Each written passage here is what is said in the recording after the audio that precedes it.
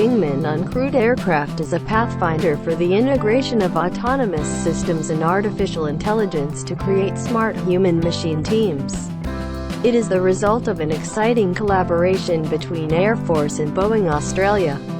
The Loyal Wingman will have a range of more than 3,700 kilometers and has been designed to fly as a partner with crewed Air Force platforms.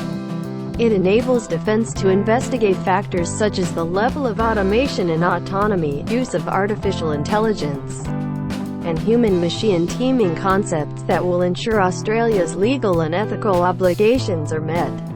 More than 35 Australian companies have contributed to the Loyal Wingman program. It is the first military combat aircraft to be designed, engineered and manufactured in Australia in more than 50 years.